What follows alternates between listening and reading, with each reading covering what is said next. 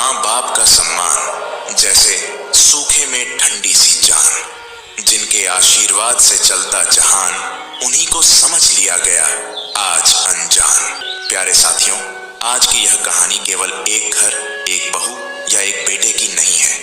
यह उस छिपी हुई सच्चाई की परतें खोलती है जो हमारे समाज के हर कोने में, हर रिश्ते में चुपचाप पनप रही है।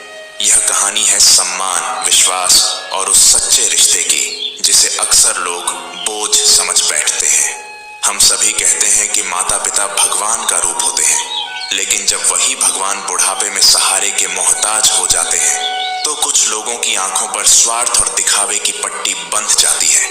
लालच, अहंकार और झूठी शान उस प्रेम को निगल जाती है जिसकी नींव पर घर खड़ा होता है। जब घर में रिश्तों की नींव हिलती है तब सन्नाटा भी चिल्ला उठता है और रिश्ते दम तोड़ने लगते हैं।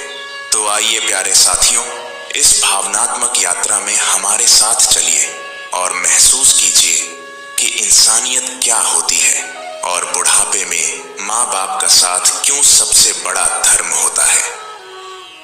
सुबह का समय था। बादलों से ढका आसमान और हल्की ठंडी हवा जैसे किसी तूफान के आने की गवाही दे रही थी। बंशीलाल जी सुबह उठे ही थे कि अचानक उन्हें खांसी शुरू हो गई। उनकी खांसी की आवाज सुनकर कमला जी घबरा कर उठी और उन्हें जल्दी से पानी देते हुए बोली, यह लीजिए, पानी पी लीजिए, तब तक मैं बहू के कमरे से दवाई लेकर आती हूँ। कल शायद बहू ने दवाई लाकर अपने कमरे में रख दी।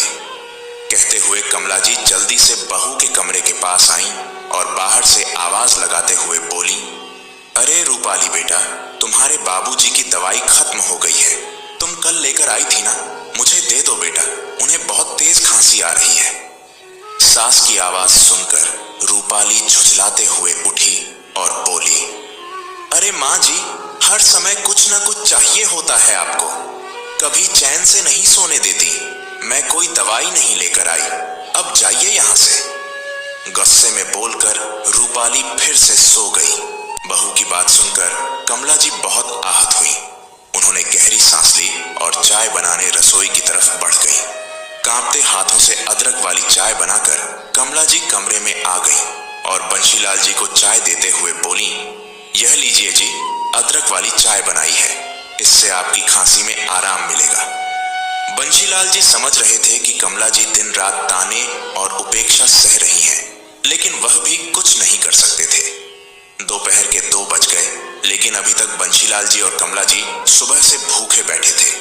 आमतौर पर 1 बजे रूपाली उन्हें खाना दे देती थी, लेकिन आज ना कोई आवाज आई और ना ही खाना आया। कमला जी की बेचैनी बढ़ती जा रही थी। आखिर कब तक इंतजार करें?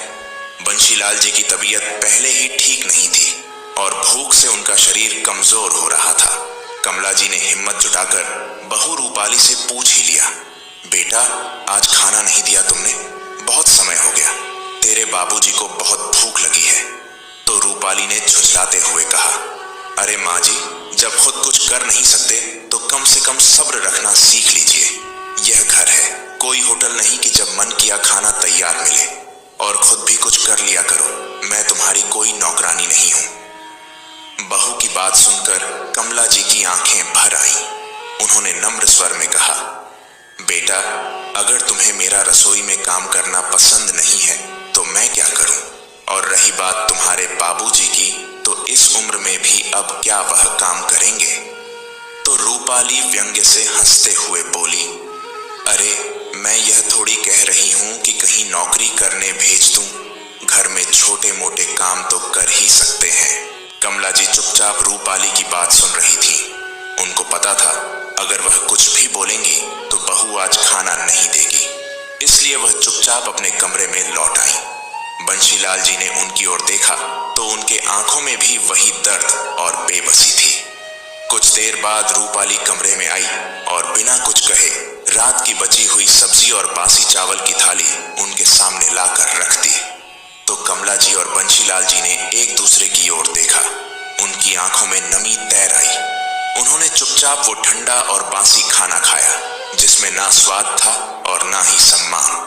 खाना खाकर दोनों बुजुर्ग दंपति चुपचाप अपने कमरे में बैठे थे। उनकी आंखों में उदासी और दिल में गहरा दर्द था। उन्हें अपने बेटे राजू की बहुत याद आ रही थी। अगले दिन सुबह कमला जी ने डायरी से नंबर ढूंढकर अपने बेटे राजू के पास फोन मिलाया और धीमी आवाज में कहा, हेलो राजू बेटा। तो दूसरी तरफ से राजू ने चिंतित होकर पूछा, माँ आप इतनी सुबह सुबह, सब ठीक तो है ना? यह सुनकर कमला जी की आंखें नम हो गईं। वह कुछ कह पाती उससे पहले ही रूपाली ने तेजी से उनके हाथ से फोन छीन लिया। अरे माँ जी, आप क्यों राजू को परेशान कर रही हैं? रूपाली ने नकली मुस्कान के साथ कहा। फिर फोन कान से लगाकर बोली, राजू माँ जी को बस तुम्हारी याद आ रही थी। मैंने उन्हें कहा था कि तुमसे बाद में बात करवा दूंगी, लेकिन तुम तो जानते हो जैसे जैसे उम्र बढ़ती है वैसे वैसे हमारे बुजुर्ग माता पिता बच्चों जैसे हो जाते हैं। तो दूसरी तरफ से राजू हंसते हुए बोला, सही कह रही हो रूपाली, यह उम्र ही ऐसी होती है, लेकिन हमें उनका पूरा ध्यान रखना होगा। मैं जानता हूं तुम उनकी अच्छी देखभाल कर रही हो, फिर भी अगर उन्हें मुझसे कोई बात करनी हो तो मुझे तुरंत बता देना। जी बिल्कुल, रूपाली ने मुस्कुराते हुए कहा और फोन काट दिया। जैसे ही उसने फोन रखा वैसे ही उसकी नकली मुस्कान भी गायब हो गई और चेहरा गुस्से से भर गया। उसने तीखी आवाज में कहा, क्या जरूरत थी राजू को फोन करने की? आपको समझ नहीं आता कि वह कितना व्यस्त रहते हैं। हर बार उन्हें बेवजह परेशान मत किया करो। कमला जी की आंखों में फिर से आंसू भर आए। उन्होंने दर्द भरी निगाहों से अपनी बहू को देखा और धीमे स्वर में बोली, बेटा हमें राजू से कुछ कहना नहीं था, बस उसकी आवाज सुनकर दिल को सुकून मिल जाता है। यह सुनते ही रूपाली ने ताना मारते हुए कहा, सुकून चाहिए तो मंदिर जाया करो ना। हर छोटी छोटी बात पर बेटे को परेशान मत किया करो। छोटी छोटी बात पर बेटे को परेशान मत किया करो। इतना कहकर रूपाली पैर पटकते हुए वहां से चली गई। लेकिन कमला जी की आंखों से आंसू थमने का नाम ही नहीं ले रहे थे। बंशीलाल जी ने सब कुछ सुन लिया था। उन्होंने धीरे से अपनी पत्नी का हाथ थामा और कमरे में ले गए। कमला जी ने हिचकियां लेते हुए सर झुका लिया। कमरे में एक गहरी उदासी फैल गई और दोनों बुजुर्ग दंपति बिना कुछ कहे, बिना किसी शिकायत के एक दूसरे के दर्द को महसूस करने लगे। कुछ देर बाद रूपाली ने फिर से वही बासी खाना लाकर टेबल पर रख दिया और बिना कुछ कहे ऐसी तेजी से बाहर निकल गई जैसे कोई बहुत बड़ा एहसान कर दिया हो। कमला जी और बंशीलाल जी ने एक दूसरे की ओर देखा। भूख तो बहुत थी, लेकिन अपमान का घूंट पीते हुए खाना निगलना आसान नहीं था। कमला जी ने कांपते हाथों से बंशीलाल जी की प्लेट को आगे खिसकाया और धीमी आवाज में बोली, जैसा भी है खा लीजिए, भूखे मत रहिए। बंशीलाल जी ने एक गहरी सांस ली और एक और निवाला मुंह में रखा। रोटियां इतनी सख्त थीं कि तोड़ते ही टूटकर बिखर गईं। उन्होंने बिना कुछ कहे धीरे धीरे खाना शुरू किया, क्योंकि जानते थे कि कुछ भी कहने का कोई फायदा नहीं है। कमला जी भी खाना खाने लगी, लेकिन हर निवाले के साथ उनकी आंखों से आंसू बह रहे थे। सोचने लगी कि जब राजू छोटा था तो उसके लिए कितने तरह तरह के व्यंजन बनाती थीं और अब खुद सूखी रोटियों पर निर्भर हो गई हैं। खाना खाने के बाद बंशीलाल जी चुपचाप लेट गए, जबकि कमला जी खिड़की के पास जाकर बैठ गई। बाहर अंधेरा घिर चुका था, लेकिन उनके दिल का अंधकार उससे भी गहरा था। तभी बाहर से दरवाजे की आवाज आई। राजू ने घर में कदम रखा। माँ, पिताजी, देखो मैं आ गया। राजू की आवाज सुनते ही कमला जी जल्दी से अपने आंसू पोंछने लगी। उन्होंने अपनी तकलीफ को छुपाते हुए मुस्कान ओढ़ ली। राजू बेटा, तुम? उन्होंने प्यार से कहा। बंशीलाल जी भी उठकर बैठ गए। दोनों की आंखों में खुशी के आंसू आ गए, जैसे उनका जीवन कुछ पलों के लिए फिर से खिल उठा हो। राजू ने मां के पैर छुए और फिर पिता के पास जाकर बैठ गया। आप लोग कैसे हो? सब ठीक है ना? हाँ बेटा, सब ठीक है, बस तुम्हारी याद आ रही थी। लेकिन तुम तो शनिवार को आते हो, फिर आज अचानक कैसे? कमला जी ने कहा। तो राजू मुस्कुराते हुए बोला, माँ, क्या सिर्फ आपको ही मेरी याद आती है? मुझे भी तो आपकी बहुत याद आती है। आज मेरी यही क्लाइंट के साथ मीटिंग थी, तो सोचा आप सबसे मिलकर चलूं। इसलिए मीटिंग खत्म होते ही सीधा आपसे मिलने आ गया। तभी रूपाली ने अंदर आते हुए कहा, अच्छा हुआ जी जो आप आ गए, लेकिन आप परेशान मत हुआ करो, मैं माँ बाबूजी का पूरा ध्यान रखती हूँ। तो राजू ने मुस्कुराते हुए कहा, मुझे तुम पर पूरा भरोसा है रूपाली। मैं जानता हूँ तुम माँ बाबूजी की अच्छे से देखभाल करती हो। कमला जी और बंशीलाल जी ने सुना लेकिन कुछ नहीं बोले। उन्होंने अपनी तकलीफें अपने अंदर ही दफना ली थी। राजू की आंखों में खुशी थी कि उसकी पत्नी और माँ बाबूजी के बीच सब कुछ अच्छा है, लेकिन उसे नहीं पता था कि ये हकीकत नहीं, सिर्फ एक दिखावा है। अगले दिन सुबह ही राजू वापस चला गया। 4 दिन ऐसे ही बीत गए। आज शनिवार की सुबह थी। कमला जी और बंशीलाल जी के चेहरे पर एक अलग ही चमक थी, क्योंकि आज उनका बेटा राजू आने वाला था। हर शनिवार की तरह वे आज भी मंदिर जाने के लिए तैयार हो रहे थे। कुछ देर बाद पूजा की थाली सजाकर दोनों मंदिर के लिए निकल ही रहे थे कि तभी अचानक रूपाली उनके सामने आकर खड़ी हो गई और व्यंग्य भरे स्वर में बोली, वाह वाह, आज तो हंसों की जोड़ी बहुत अच्छे से तैयार हुई है। कहाँ जा रहे हैं आप दोनों? कहीं कोई फिल्म देखने का प्रोग्राम तो नहीं बना लिया? तो कमला जी ने धीमे स्वर में कहा, बहू, आज शनिवार है और आज राजू आने वाला है, इसलिए सोचा कि मंदिर हो आते हैं। रूपाली यह सुनकर हल्की मुस्कान के साथ ताली बजाते हुए बोली, अरे हाँ, मैं तो भूल ही गई कि आज तो आपके लिए सबसे बड़ा त्योहार है, आपका लाडला बेटा जो आ रहा है। फिर तंज कसते हुए बोली, अच्छा अच्छा जाइए, कहीं ऐसा ना हो कि मंदिर बंद हो जाए और आपके भगवान नाराज हो जाए। बंशीलाल जी और कमला जी बिना कुछ कहे चुपचाप दरवाजे से बाहर निकल गए। मंदिर जाते हुए भी कमला जी के दिल में रूपाली के ताने गूंज रहे थे। उन्होंने बंशीलाल जी की ओर देखा और धीमे स्वर में बोली, सुनिए जी, क्या हमारे बेटे को कभी इस बात का एहसास होगा कि उसकी पत्नी हमारे साथ कैसा व्यवहार करती है? तो बंशीलाल जी ने गहरी सांस लेते हुए कहा, पता नहीं कमला, लेकिन सच्चाई कितने दिन छुपी रहेगी, एक ना एक दिन तो सामने आएगी ही। इधर शाम को राजू जैसे ही घर पहुंचा तो रूपाली दरवाजे पर ही खड़ी उसका इंतजार कर रही थी। तभी राजू ने मुस्कुराते हुए कहा, अरे वाह, कितनी बेताबी से मेरे लिए इंतजार कर रही हो। लेकिन रूपाली ने कोई जवाब नहीं दिया। बिना कुछ कहे उसने राजू का बैग हाथ में लिया और अंदर चली गई। राजू को थोड़ा अजीब लगा, लेकिन उसने ज्यादा ध्यान नहीं दिया। वह दरवाजे से अंदर कदम रखते ही खुशी से आवाज लगाते हुए अपने माँ बाबूजी के कमरे की ओर बढ़ गया। माँ, पिताजी, देखो मैं आ गया। लेकिन जैसे ही उसने कमरे में जाकर देखा तो वहां कोई नहीं था। पूरे कमरे में एक अजीब सी शांति पसरी हुई थी। राजू थोड़ा परेशान हो गया। उसने तुरंत रूपाली से पूछा, माँ बाबूजी कहाँ हैं?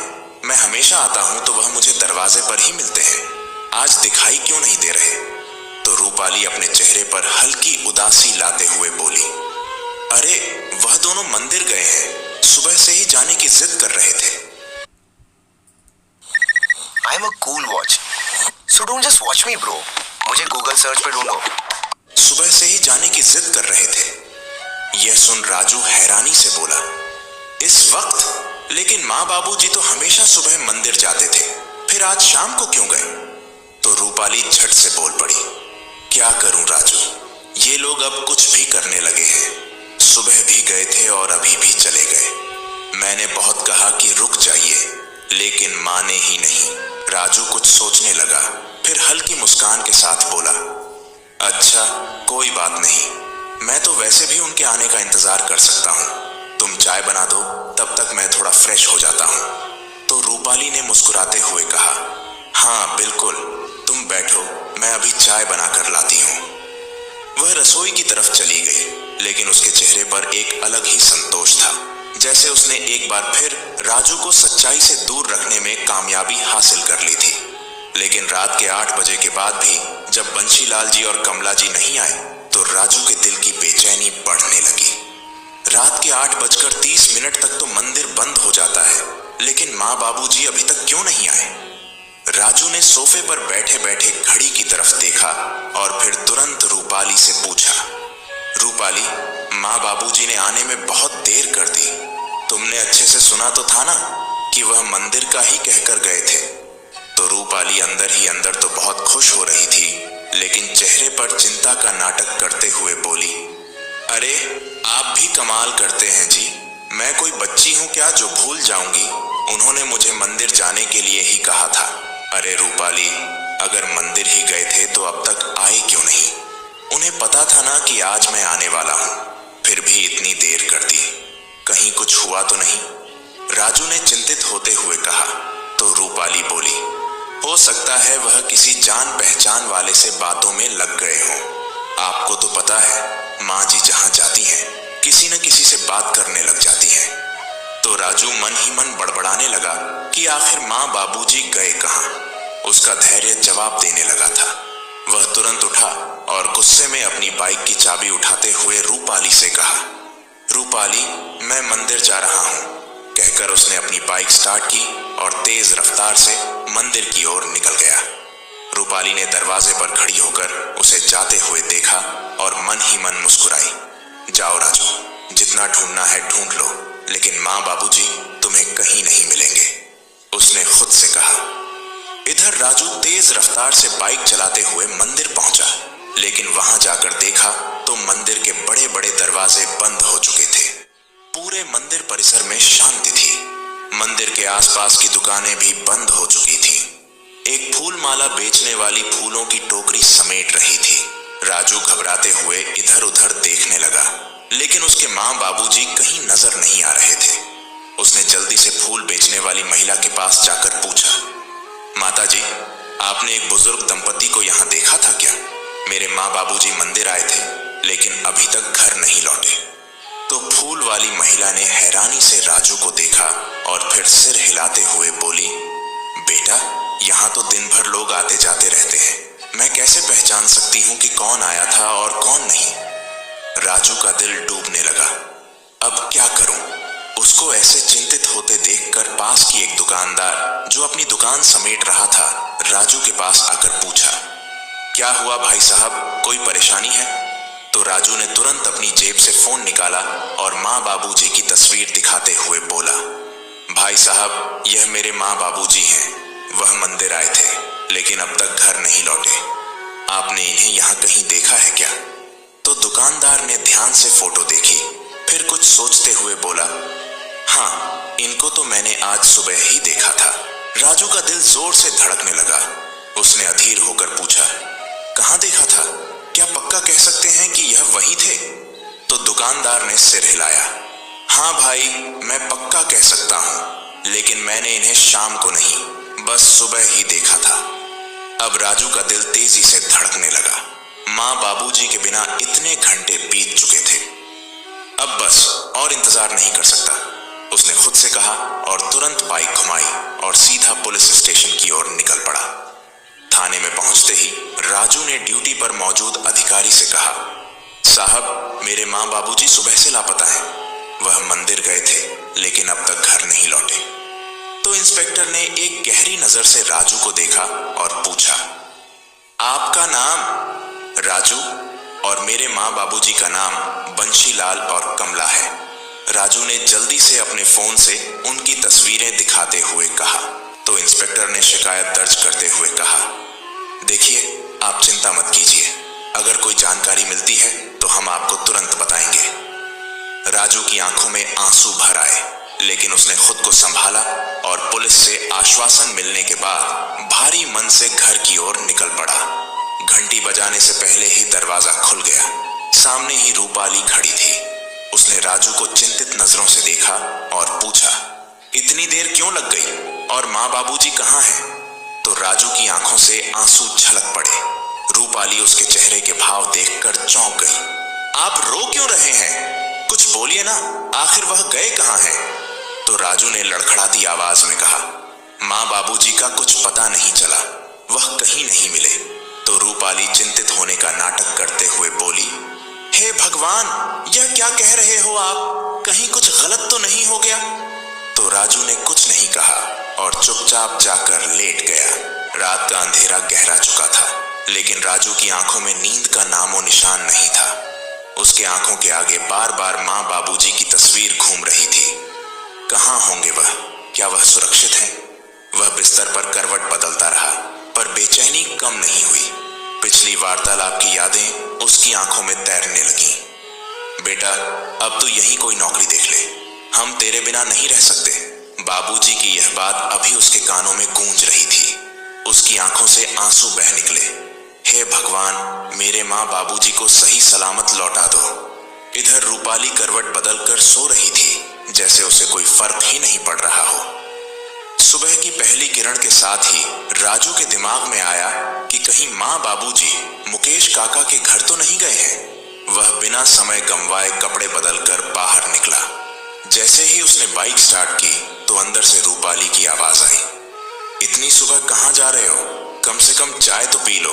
तो राजू ने गंभीर स्वर में कहा, रूपाली, बाबूजी शायद मुकेश काका के घर गए हों, मैं एक बार जाकर देख लेता हूँ। रूपाली ने उसके चेहरे की बेचैनी देखी, लेकिन फिर भी उसकी आंखों में कोई चिंता नहीं थी, बल्कि हल्की सी मुस्कान उभर आई। मुकेश काका के यहाँ? उसने अनजान बनने की कोशिश की, पर माँ बाबूजी ने मुझे तो ऐसा कुछ नहीं बताया था। पता नहीं रूपाली, लेकिन अब मैं और इंतजार नहीं कर सकता। बाबूजी ने मुझे तो ऐसा कुछ नहीं बताया था। पता नहीं रूपाली, लेकिन अब मैं और इंतजार नहीं कर सकता। कहते हुए राजू ने बाइक स्टार्ट की और तेजी से निकल गया। सड़कें अभी भी सुनसान थीं। सुबह के सन्नाटे में राजू की बाइक की आवाज गूंज रही थी। हे भगवान, बस एक बार माँ बाबूजी मिल जाएं। उसके आंखों के सामने माँ का चेहरा आ रहा था, जब वह हमेशा उसे आशीर्वाद देती थी। बाबूजी की वह स्नेह भरी बातें, जब वह कहते थे, बेटा थोड़ा आराम भी कर लिया कर, हमेशा भागता ही रहता है। कहीं उन्होंने मुझसे नाराज होकर तो घर नहीं छोड़ दिया। यह ख्याल मन में आते ही राजू का कलेजा कांप उठा। उसने बाइक की रफ्तार और बढ़ा दी और कुछ देर बाद ही मुकेश काका के घर पहुंच गया। बाइक रोकते ही उसने घर का दरवाजा खटखटाया। काका, दरवाजा खोलिए, राजू ने बाहर से आवाज लगाते हुए कहा। कुछ देर बाद अंदर से आवाज आई, कौन है इतनी सुबह सुबह? दरवाजा खोलते हुए काका ने कहा। राजू ने घबराए हुए स्वर में पूछा, काका, क्या माँ बाबूजी यहाँ आए हैं? मुकेश काका ने हैरानी से उसे देखा। नहीं बेटा, मैं तो तुम्हारे बाबूजी से पूरे 1 महीने से नहीं मिला हूँ। यह सुन राजू के चेहरे का रंग उड़ गया। 1 महीना हो गया? हाँ बेटा, सब ठीक तो है ना? मुकेश काका ने चिंतित होकर पूछा। राजू के पास कोई जवाब नहीं था। उसके पैर जैसे जम गए हों। अब वह कहाँ जाए, किससे पूछे? काका, माँ बाबूजी कल शाम से लापता हैं। उन्होंने कहा था कि वह मंदिर जा रहे हैं, लेकिन अब तक घर नहीं लौटे। मैंने पुलिस में रिपोर्ट भी दर्ज करवा दी। कहते हुए राजू की आवाज भारी हो गई। मुकेश काका भी यह सुनकर परेशान हो गए। अरे, यह तो बहुत गंभीर बात है बेटा, तुमने बाकी रिश्तेदारों से पूछा? राजू ने निराशा से सिर हिलाया। अब उसकी आंखों से झरझर आंसू बहने लगे। मुकेश काका ने राजू का कंधा थपथपाया और बोले, घबराओ मत बेटा, पुलिस भी खोजबीन कर रही होगी, लेकिन हमें भी कुछ करना होगा। अंदर आओ, बाकी रिश्तेदारों को फोन लगाते हैं। राजू की आंखें डबडबा गईं। अपने माता पिता को लेकर वह बहुत परेशान था, लेकिन दूसरी तरफ रूपाली अपनी ही दुनिया में मग्न थी। वह कमरे में बैठकर फोन पर अपनी सहेली प्रिया से बात कर रही थी। उसकी आवाज में गहरा दुख था, मानो वह सास ससुर के जाने से सच में परेशान हो। प्रिया, क्या बताऊं, जब से माँ बाबूजी घर से गए हैं, मेरा तो मन ही नहीं लग रहा, उसने दुखी आवाज में कहा। फोन के दूसरी तरफ उसकी सहेली प्रिया यह सुनकर चौंक गई। क्या तुम उदास हो, और वह भी अपने सास ससुर के लिए? यह कैसे हो सकता है? प्रिया ने हैरानी से कहा। रूपाली ने एक पल के लिए चुप्पी साध ली, फिर अचानक शरारत भरे लहजे में जोर से हंस पड़ी और बोली, अरे पागल, तू भी मेरी एक्टिंग को सच मान बैठी। सच तो यह है कि मुझे तो उनकी कमी महसूस ही नहीं हो रही। उल्टा अब तो घर में कितनी शांति हो गई है। प्रिया भी उसकी बात सुनकर हंसने लगी। यार, तू तो सच में महान है, मतलब ऊपर से इतना अच्छा दिखावा और अंदर से मजे ले रही है, प्रिया ने कहा। रूपाली ने हंसते हुए कहा, अरे मैं तो उन्हें तंग करने में मजा लेती थी। जब वह थी तो रोज बहाने बनाकर ताने मारती थी। अब जब नहीं है तो उनकी याद तो आएगी ना। यह सुनकर फोन के दूसरी तरफ प्रिया भी जोर से हंसने लगी। वाह यार रूपाली, सच में तू तो बहुत होशियार है, पर राजू को शक तो नहीं हुआ ना? प्रिया ने पूछा। रूपाली ने नाखून पर पॉलिश लगाते हुए लापरवाही से कहा, अरे नहीं, वह तो अपने माँ बाप की चिंता में डूबा हुआ है। उसे तो यह तक नहीं पता कि उसके सामने मैं कितनी अच्छी बहू बन रही हूँ और उसके पीछे से उनकी जिंदगी नरक बना देती हूँ। दोनों जोर जोर से हंसने लगी, मानो उन्होंने कोई बहुत बड़ी चालाकी हासिल कर ली हो। उधर राजू ने पुलिस को फिर से फोन लगाया और कहा, सर कोई खबर मिली? हम कोशिश कर रहे हैं जी, लेकिन अब तक कोई सुराग नहीं मिला। अगर आपको कोई जानकारी मिले तो तुरंत हमें बताइएगा, पुलिस अधिकारी ने कहा। राजू ने फोन काट दिया और अपना सिर पकड़कर बैठ गया। अब वह क्या करे? समय बीतता जा रहा था और हर बीतते दिन के साथ राजू की बेचैनी और बढ़ती जा रही थी। 5 दिन हो चुके थे, लेकिन अभी तक उसके माता पिता का कोई सुराग नहीं मिला। उसने हर जगह तलाश ली, रिश्तेदारों के घर, मंदिर, धर्मशाला, सब जगह जाकर देखा, लेकिन कहीं भी कोई जानकारी नहीं मिली। थक हार कर राजू गुमसुम बैठा था। उसके चेहरे पर थकान और आंखों में चिंता साफ झलक रही थी। रूपाली, जो अब तक उसकी बेचैनी का आनंद ले रही थी, आज पहली बार उससे इस बारे में बात करने आई। राजू, मैं समझ सकती हूँ कि तुम बहुत परेशान हो, लेकिन तुम कब तक ऐसे ही परेशान रहोगे? कहीं ऐसा तो नहीं कि माँ बाबूजी तीर्थ यात्रा पर निकल गए हों? यह सुनते ही राजू अचानक भड़क उठा। उसकी आंखें गुस्से से लाल हो गईं। तुम कैसी बातें कर रही हो रूपाली? तुम जानती भी हो, माँ बाबूजी कभी बिना बताए कहीं नहीं जाते हैं और तीर्थ यात्रा पर जाने का तो सवाल ही नहीं उठता। माँ हमेशा कहती थी कि जब तक मैं उनके साथ नहीं चलूंगा, वह कहीं नहीं जाएंगी। राजू का गुस्सा देखकर रूपाली थोड़ी सहम गई, लेकिन उसने अपने चेहरे पर चिंता का नकाब बनाए रखा। तो फिर वह गए कहां? राजू, आखिर 10 दिन होने को आए हैं, कोई खबर क्यों नहीं आ रही? रूपाली ने धीरे से पूछा, लेकिन राजू ने उसकी बात का कोई जवाब नहीं दिया और गुस्से में सीधे अपनी माँ बाबूजी के कमरे में चला गया। यह वही कमरा था जहां राजू हर बार आकर उनके पास बैठता था, लेकिन आज कमरे में एक अजीब सी नीरवता थी। राजू ने देखा कि माँ की पूजा की थाली ज्यों की त्यों रखी थी, बाबूजी का चश्मा भी टेबल पर पड़ा था और उनकी पसंदीदा किताबें भी वहीं थीं। सब कुछ था, बस वे दोनों नहीं थे। उसकी आंखें भर आईं। उसने अपनी माँ की ओढ़नी उठाई और सीने से लगाकर जमीन पर बैठ गया।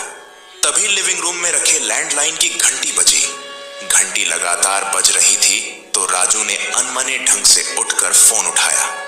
हेलो राजू, ये क्या हो रहा है? तुमने ऑफिस आना बंद कर दिया, कोई अपडेट भी नहीं दे रहा। फोन के दूसरी तरफ उसके बॉस की तेज आवाज गूंजी। सर, मैं अभी बहुत परेशानी में हूँ, मेरे माँ बाबूजी लापता हैं, मैं उन्हें ढूंढने में लगा हूँ, राजू ने धीमी लेकिन थकी हुई आवाज में कहा। तो उधर से उसके बॉस ने कहा, देखो राजू, मुझे तुम्हारी परेशानी समझ में आ रही है, लेकिन ऑफिस के भी कुछ नियम होते हैं। मैंने तुम्हें 1 हफ्ते की छुट्टी दी थी, लेकिन अब 10 दिन हो चुके हैं। कंपनी को तुम्हारी जरूरत है। अगर तुम अगले 2 दिन में नहीं लौटे तो तुम्हारी जगह किसी और को रख लिया जाएगा। बॉस की आवाज सख्त थी। पर सर, राजू कुछ कहता उससे पहले ही फोन कट गया। राजू ने फोन नीचे रखा और अपना सिर पकड़कर बैठ गया। अब उसके सामने एक और बड़ी मुश्किल थी। अगर उसने नौकरी छोड़ दी तो माँ बाबूजी के वापस आने के बाद वह कैसे उनकी देखभाल करेगा? और अगर वह नौकरी पर चला गया तो माँ बाबूजी को ढूंढने के लिए समय कैसे निकाल पाएगा? वह सोच ही रहा था, तभी रूपाली कमरे में आई और बोली, क्या हुआ? कौन था फोन पर? ऑफिस से था, कहते हैं अगर 2 दिन में ज्वाइन नहीं किया तो किसी और को रख लेंगे। राजू ने निराश स्वर में कहा। तो रूपाली ने लापरवाही से पूछा, तो फिर क्या सोचा है तुमने? क्या सोचूं? माँ बाबूजी अभी तक नहीं मिले, मैं उन्हें इस हाल में छोड़कर कैसे जा सकता हूँ? राजू झुंझला उठा। तो ठीक है, नौकरी छोड़ दो, फिर बैठे रहना घर पर, रूपाली ने मुंह बनाते हुए कहा। तो राजू ने उसकी तरफ गुस्से से देखा, लेकिन कुछ बोला नहीं। वह एक बार फिर इस सवाल में उलझ गया, क्या करे? नौकरी बचाए या माँ बाबूजी को ढूंढे। उसने कुछ पल चुप रहकर सोचा, फिर अचानक उठा और रूपाली की ओर देखते हुए सख्त लहजे में बोला, मेरा बैग तैयार कर दो, मैं आज शाम को ही मुंबई जा रहा हूं। रूपाली, जो अब तक मजे से खड़ी तमाशा देख रही थी, अचानक चौंक गई। उसे उम्मीद नहीं थी कि राजू इतनी जल्दी यह फैसला ले लेगा। वह धीरे से राजू के पास आई और नाटक के अंदाज में बोली, क्या तुम सच में जा रहे हो? हाँ, अब तो रुकना बेकार है।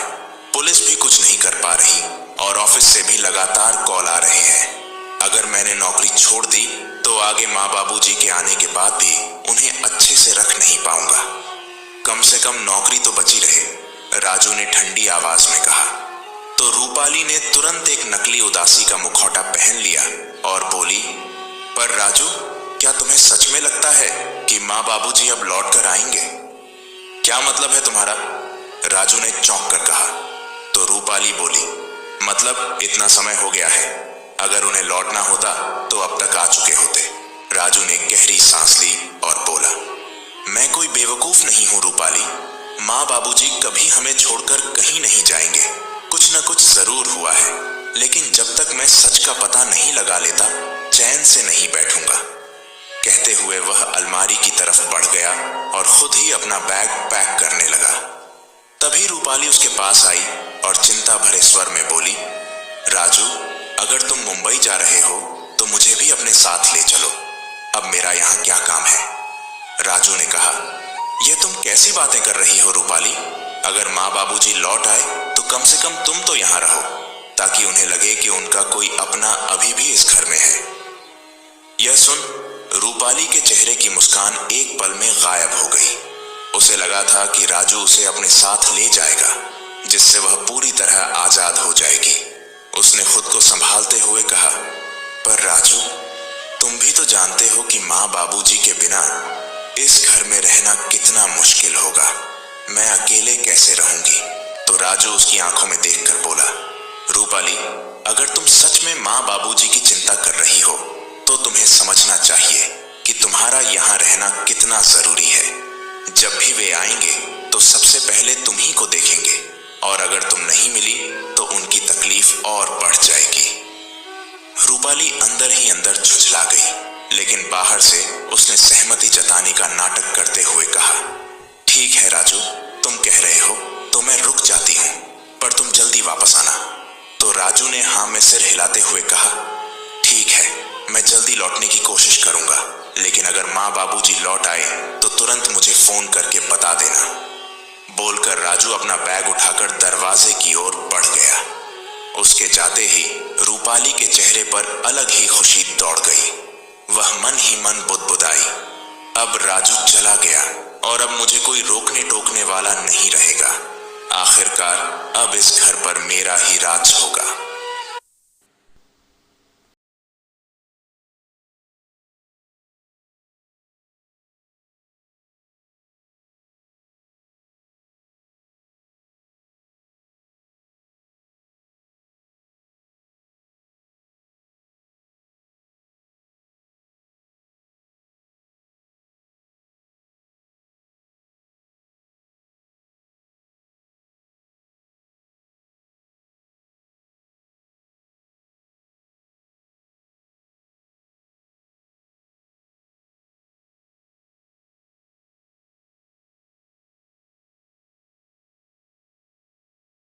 खुशी से झूमते हुए रूपाली सोफे पर जाकर बैठ गई। धीरे धीरे समय ऐसे ही बीतता गया, लेकिन अब रूपाली को अकेलापन महसूस होने लगा।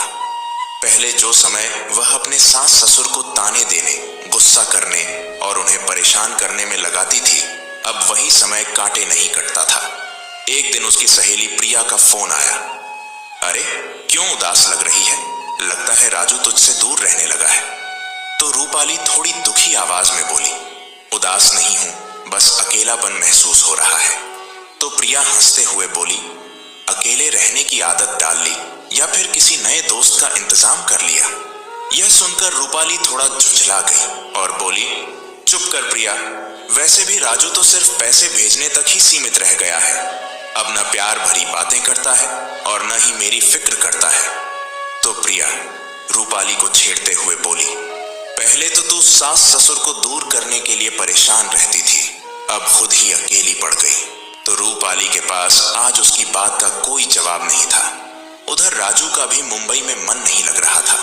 माँ बाबूजी की यादें, उनकी बातें और उनका अचानक इस तरह चले जाना, यह सब उसके दिल को कचोट रहा था। शनिवार की सुबह होते ही उसे माँ बाबूजी की याद आ गई, क्योंकि हर शनिवार को वह अपने माता पिता से मिलने जाता था और अब उनसे बिछड़े हुए उसे पूरा 1 महीना हो गया था। आज रह रहकर उसे अपने माँ बाबूजी की बातें बहुत याद आ रही थी। बेटा, अब तू यही नौकरी देख ले, हम तेरे बिना नहीं रह सकते। जब तू हमारे पास होता है तो लगता है कि हमें सब कुछ मिल गया। इन शब्दों को याद कर राजू की आंखों में आंसू भर आए। कहाँ चले गए आप दोनों, मुझे अकेला छोड़कर? अभी वह सोच ही रहा था कि तभी उसका दोस्त रोहित कमरे में दाखिल हुआ और मजा के अंदाज में बोला, राजू, ओ महाराज, हर हफ्ते तेरा यही हाल होता है। चल, आज मैं तुझे अपनी फैमिली से मिलवाता हूँ। वैसे भी माँ और तेरी भाभी हमेशा कहती रहती हैं कि राजू को कभी घर लेकर आओ, लेकिन तू है कि मेरी सुनता ही नहीं। तो राजू संकोच करते हुए बोला, अरे नहीं यार, आज कहीं जाने का मन नहीं है। देख राजू, ऐसे अकेले रहने से तबीयत खराब हो जाएगी।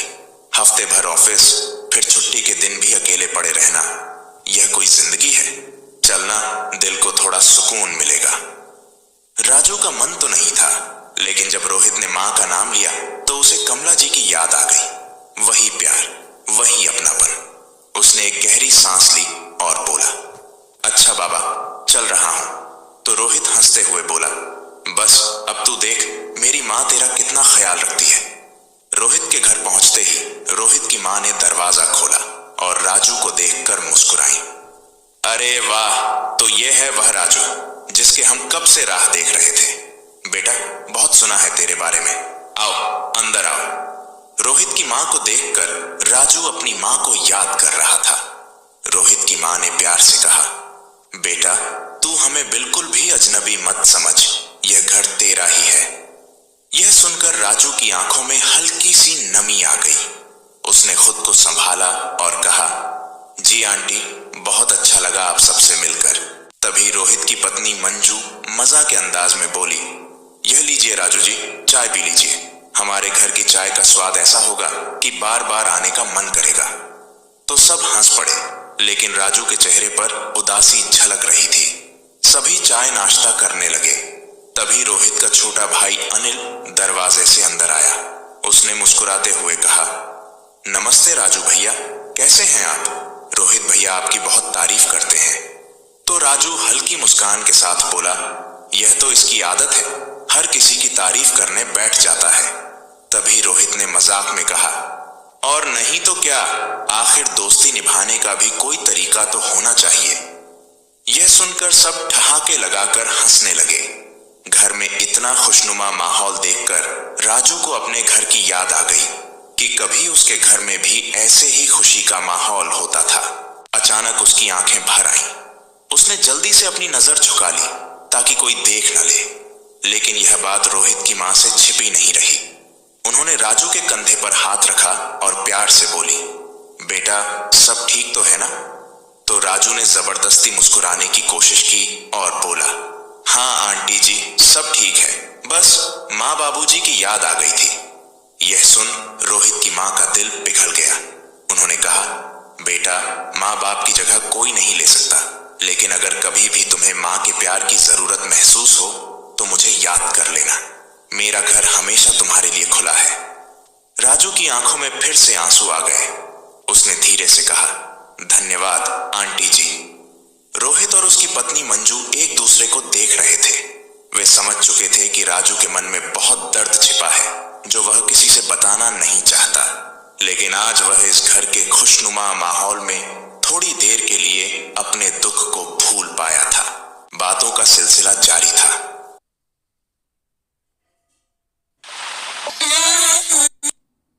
तभी रोहित के छोटे भाई अनिल ने अपने फोन में फोटो दिखाते हुए कहा, राजू भैया, यह देखो मेरी सगाई की तस्वीर। आप तो आए नहीं, कम से कम अब तस्वीर तो देख लो। रोहित ने भी हंसते हुए कहा, हाँ यार, तुझे कितनी बार बुलाया, लेकिन तू तो अपने काम में ही लगा रहता है। अब चल फोटो ही देख ले। राजू मुस्कुराया और अनमने ढंग से फोन की तरफ देखने लगा। कुछ देर तक सब लोग फोटो देखते रहे। सगाई की फोटो खत्म होते ही दूसरी फोटो आई तो अनिल फोन बंद करने लगा। तभी राजू को अचानक ऐसी तस्वीर दिखी कि उसकी आंखें फटी की फटी रह गईं। उसका दिल जोर जोर से धड़कने लगा। उसने जल्दी से कहा, दिखाना जरा ये फोटो। तो अनिल फिर से फोटो दिखाते हुए बोला, अरे राजू भैया, ये अम्मा बेचारी हमारे अस्पताल में भर्ती हैं, बहुत दुखी हैं। हमेशा बस एक तक दरवाजे की ओर देखती रहती हैं, जैसे किसी का इंतजार कर रही हो। कहते हैं कि उनके बेटे बहू ने उन्हें छोड़ दिया। माँ, यह शब्द राजू के गले में ही अटक गया। उसकी आंखें तस्वीर पर टिक गईं। उसने गौर से देखा, माँ सफेद साड़ी में, चेहरे पर थकान और दर्द की गहरी लकीरें, लेकिन आंखों में वही ममता, वही उम्मीद, वही इंतजार था। माँ कहते हुए राजू ने अनिल के हाथ से फोन लेकर अपने सीने से लगा लिया। उसकी आंखों से आंसू बहने लगे। रोहित और उसकी पत्नी मंजू भी हैरान थे। क्या हुआ भाई? रोहित ने कहा तो राजू की आंखें भर आईं। उसने कहा, रोहित, यही मेरी माँ है। यह सुनकर सब लोग अवाक रह गए। क्या? पर ये वहां कैसे पहुंची? मुझे नहीं पता रोहित, पर अब मैं और देर नहीं कर सकता। मुझे माँ के पास जाना है। वह तेजी से उठा और गाड़ी की चाबी उठाने लगा तो रोहित और अनिल भी उसके साथ चल दिए। अस्पताल पहुंचकर अनिल ने अंदर जाकर स्टाफ से बात की और फिर तीनों एक वार्ड की तरफ चल दिए। अंदर जाकर माँ, राजू के मुंह से बस इतना ही निकला और उसकी आंखें छलक पड़ी। कमला जी ने धीरे धीरे अपनी नजरें उठाई। उनकी आंखों में एक अजीब सी वीरानी थी, जैसे सब कुछ खो चुका हो। लेकिन जब उनकी नजर राजू पर पड़ी तो वह एक तक उसे देखने लगी। उनके होंठ कांपने लगे, आंखों में आंसू आ गए, लेकिन वह कुछ बोल नहीं पाई। माँ, मैं हूं तुम्हारा राजू। यह सुनकर कमला जी की आंखों में हल्की सी चमक आ गई।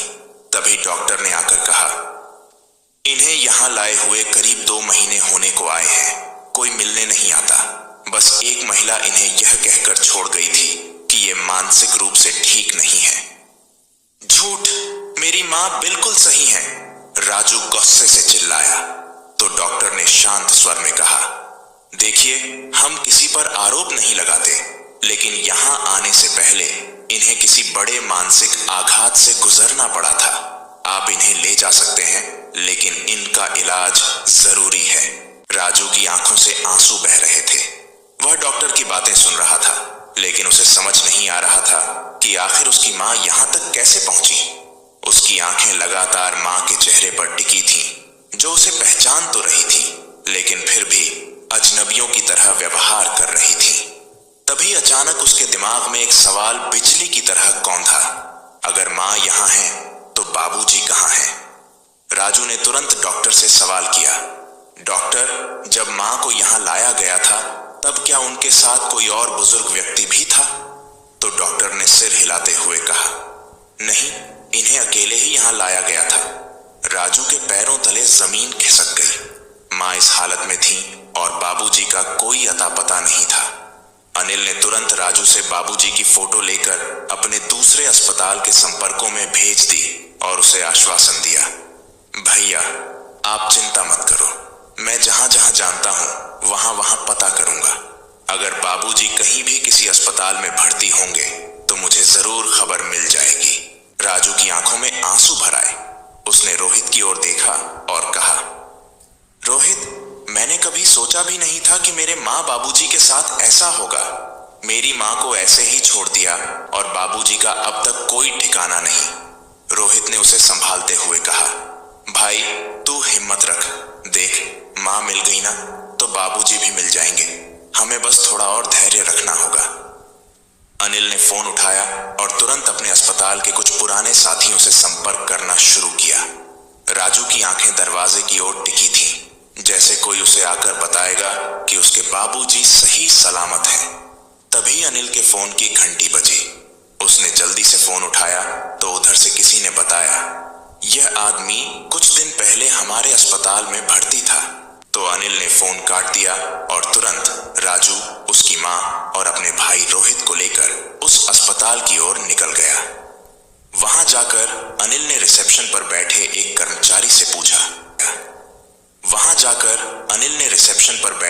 कर्मचारी से पूछा कुछ दिन पहले यहाँ जो बुजुर्ग भर्ती थे, अभी उन्हें कहाँ भेजा गया है? तो कर्मचारी ने कहा, यहाँ कई बुजुर्ग भर्ती हुए हैं और शिफ्ट हुए हैं। आप किसके बारे में बात कर रहे हैं? तो अनिल ने तुरंत बंशीलाल जी की तस्वीर दिखाई। कर्मचारी ने तस्वीर देखकर कुछ देर सोचा और फिर बोला, हाँ, यह मरीज यहाँ भर्ती थे, लेकिन अब उन्हें वृद्धाश्रम में शिफ्ट कर दिया गया है। यह सुनकर राजू के पैरों तले जमीन खिसक गई। उसने गुस्से से कहा, आपने मेरे बाबूजी को वृद्धाश्रम क्यों भेज दिया? उनके परिवार से संपर्क करने की कोशिश क्यों नहीं की? तो कर्मचारी ने ठंडी आवाज में कहा, देखिए, यह हमारा नियम है। जब कोई मरीज बहुत दिनों तक अस्पताल में भर्ती रहता है और उसका कोई परिवार नहीं आता, तो उसे वृद्धाश्रम भेज दिया जाता है।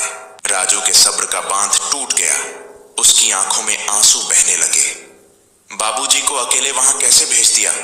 रोहित ने उसे संभालते हुए कहा, राजू, हमें अभी भी वक्त बर्बाद नहीं करना चाहिए। हमें तुरंत वृद्धाश्रम जाना होगा। वे तुरंत गाड़ी में बैठे और सब लोग वृद्धाश्रम की ओर निकल पड़े। गाड़ी वृद्ध आश्रम के बाहर रुकते ही राजू तेजी से अंदर भागा और वहां बैठे स्टाफ से कहा, कृपया मुझे मेरे बाबूजी से मिलने दीजिए। उनका नाम बंशीलाल है। उन्हें 3 दिन पहले ही यहाँ शिफ्ट किया है। तो स्टाफ ने हैरानी से उसकी ओर देखा। वह कुछ कहता, उससे पहले ही पीछे से एक जानी पहचानी आवाज आई, बेटा राजू। यह सुनते ही उसने तुरंत पीछे मुड़कर देखा तो सामने उसके बाबूजी बंशीलाल जी खड़े थे। उनके आंखों में नमी थी। चेहरा थोड़ा कमजोर लग रहा था, लेकिन चेहरे पर एक अपनापन झलक रहा था। बाबूजी! राजू जोर से चिल्लाया और दौड़कर उनके गले से लग गया। बंशीलाल जी ने भी राजू को कसकर पकड़ लिया। उनकी आंखों से आंसू बहने लगे। बेटा, मुझे पता था कि तू एक दिन जरूर आएगा। राजू के आंखों से लगातार आंसू गिरे जा रहे थे। बाबूजी, मुझे माफ कर दो। मैं बहुत देर कर चुका हूं। मुझे नहीं पता था कि आप लोग इस हाल में थे। बंशीलाल जी ने प्यार से उसके सिर पर हाथ फेरते हुए कहा, कोई बात नहीं बेटा, बस अब तू आ गया है, यही काफी है। रोहित और अनिल भी यह भावुक दृश्य देखकर अपनी आंखें पोंछने लगे। कुछ देर मिलने के बाद राजू ने कहा, चलो बाबूजी, अब मैं आपको अपने साथ ले जाने आया हूं। तो बंशीलाल जी ने थोड़ी हिचकिचाहट के साथ कहा, लेकिन बेटा, घर पर तो। वह आगे कुछ बोलते, उससे पहले ही राजू ने तुरंत जवाब दिया, बाबूजी, अब कुछ मत सोचिए, बस मेरे साथ चलिए। अब कोई भी आपको मुझसे दूर नहीं कर सकता। उसने बाबूजी को गाड़ी में बिठाया। गाड़ी में बैठते ही जैसे ही कमला जी की नजर अपने पति बंशीलाल जी पर पड़ी तो उनकी आंखों में आंसू बहने लगे। वह कांपती हुई आवाज में बोली, आप ठीक तो है ना? तो बंशीलाल जी की आंखें भर आईं। उन्होंने कहा, ठीक हूं कमला, तुम कैसी हो? कितने दिनों बाद तुम्हें देख रहा हूं। इधर राजू ने अपने माता पिता को यूं टूटकर रोते हुए देखा तो खुद को रोक नहीं पाया।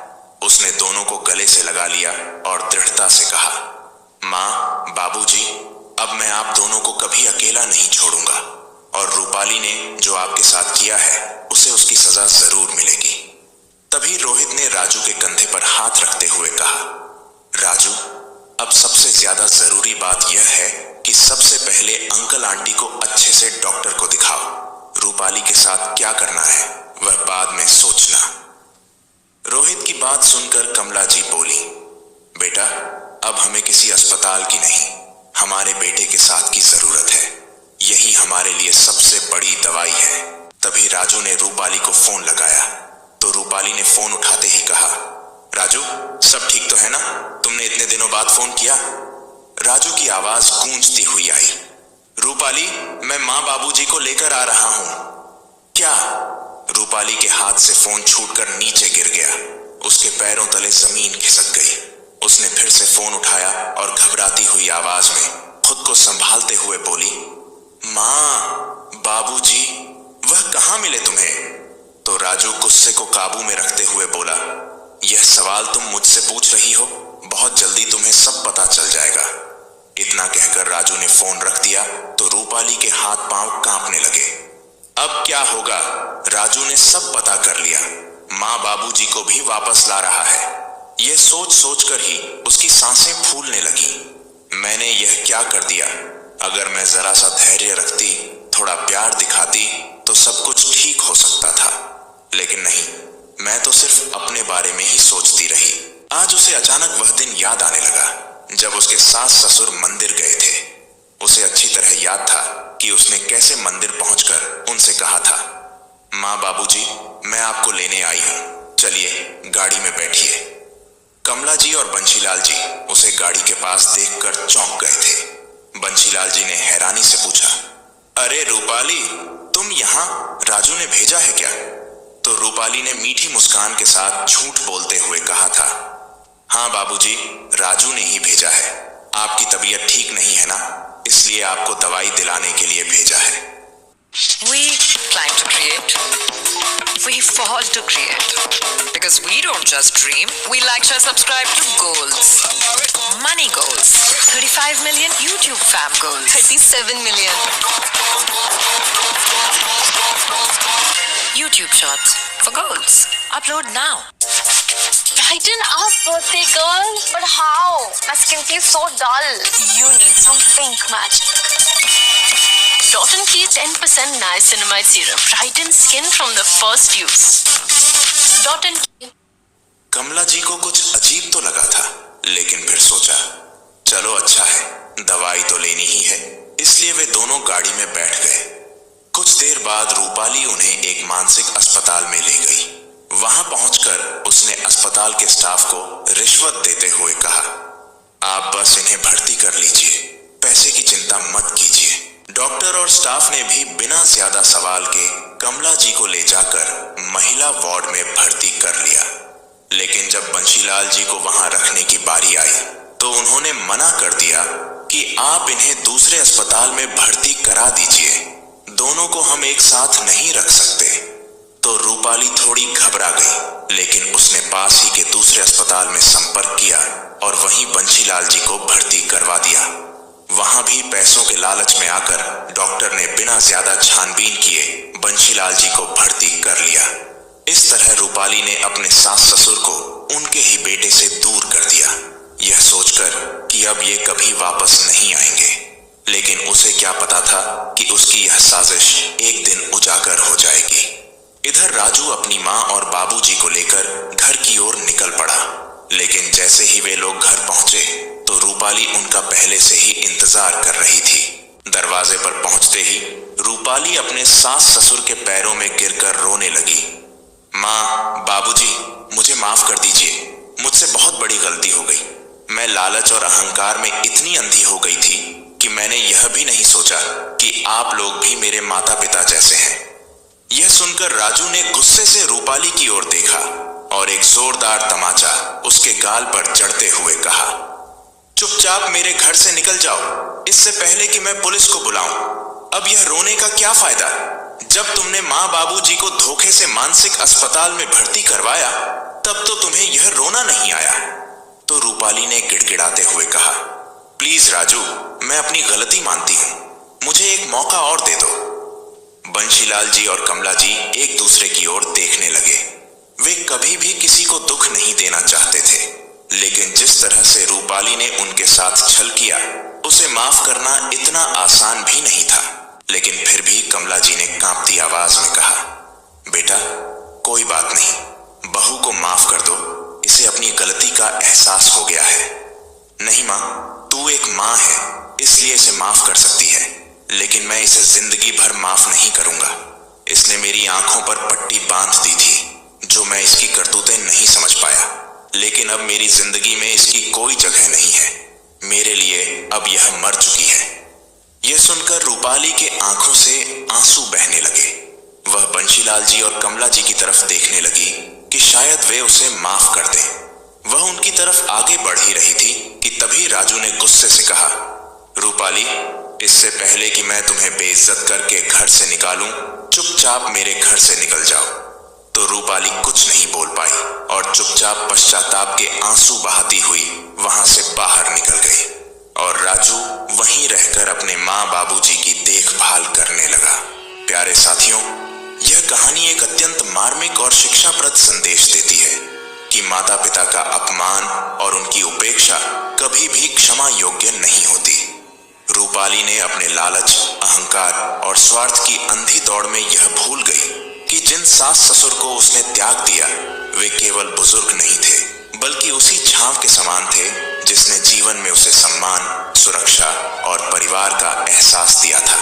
लेकिन जैसे ही उसने यह सच्चाई पहचानी, तब तक बहुत देर हो चुकी थी। उसका पश्चाताप सच्चा था, पर कुछ जख्म ऐसे होते हैं जो सिर्फ माफी से नहीं भरते। राजू का गुस्सा उस बेटे की पीड़ा थी जिसने अपने माता पिता को अपमान और तिरस्कार झेलते देखा था। वहीं कमला जी का क्षमा भाव उस मां की करुणा थी जो सब कुछ सहकर भी अपनों को टूटता नहीं देख सकती।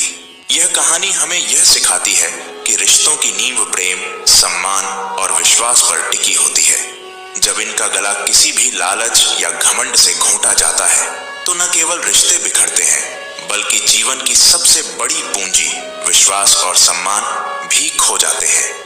इसलिए माता पिता केवल जिम्मेदारी नहीं, बल्कि ईश्वर का दिया हुआ आशीर्वाद होते हैं। उन्हें बोझ नहीं, सम्मान समझो, वरना समय जब पलटता है तो पछतावे के आंसू भी राहत नहीं बन पाते। यही इस कहानी का मूल संदेश है। अपने बुजुर्गों की सेवा करो, उनका मान रखो, वरना पछताना पड़ेगा, पर तब तक बहुत देर हो चुकी होगी। प्यारे साथियों, तो कैसी लगी आपको हमारी यह कहानी? अगर कहानी अच्छी लगी हो तो कमेंट बॉक्स में जरूर बताएं। तो आज के लिए बस इतना ही। मिलते हैं अगली वीडियो में एक और नई कहानी के साथ। तब तक के लिए खुश रहें, अपना और अपनों का ख्याल रखें। जय श्री राधे कृष्ण।